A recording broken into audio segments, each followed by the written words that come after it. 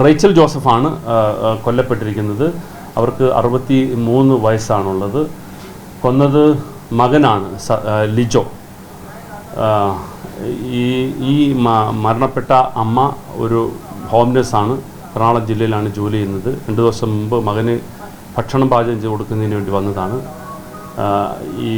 ഇവർ വീട്ടിലേക്ക് വരുമ്പോൾ തന്നെ അയൽക്കാരും ബന്ധുക്കളൊക്കെ പറഞ്ഞിരുന്നു അങ്ങോട്ട് പോകണ്ട, ഈ മകൻ ഇച്ചിരി പ്രശ്നമാണ്, അപകടം ഉണ്ടാകുമെന്ന് പറഞ്ഞു. പക്ഷേ അമ്മയുടെ സ്നേഹം നമുക്ക് കവച്ചു വെക്കാൻ പറ്റാത്തതുകൊണ്ട് അമ്മ പോവുകയും അവിടെ വെച്ച് മകൻ അമ്മയോട് പൈസ ചോദിക്കുകയും അതിനെ ചൊല്ലി അവർ തമ്മിൽ വാക്കുതർക്കം ഉണ്ടാകുകയും അവിടെ ഉണ്ടായിരുന്ന ഒരു വലിയ തടിക്കഷ്ണം എടുത്ത് അമ്മയെ അടിച്ച് കൊലപ്പെടുത്തുകയാണ് ചെയ്തത്.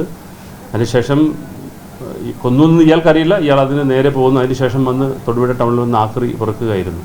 പക്ഷേ നമ്മുടെ ഷാഡോ ടീം, ഡിവൈഎസ്പി തൊടുപുഴയുടെ ഷാഡോ ടീം അപ്പത്തിന് ഉണർന്ന് പ്രവർത്തിക്കുകയും സംഭവം നടന്ന് ഏതാണ്ട് 30 മിനിറ്റ്സിനുള്ളിൽ നമുക്ക് പ്രതിയെ പിടിക്കുവാൻ സാധിച്ചു. പ്രതി ഇപ്പോൾ കസ്റ്റഡിയിലുണ്ട്. ബാക്കി അന്വേഷണങ്ങൾക്ക് ശേഷം പ്രതിയെ ഇന്ന് റിമാൻഡ് ചെയ്യുന്നതാണ്.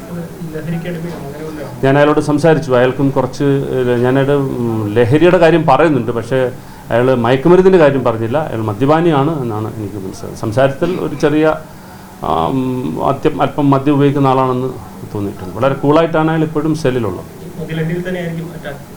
അത് പറയാൻ പറ്റില്ല. നമ്മൾ അത്തരമൊരു പരിശോധനയിലേക്ക് പോയി അത് പറഞ്ഞാൽ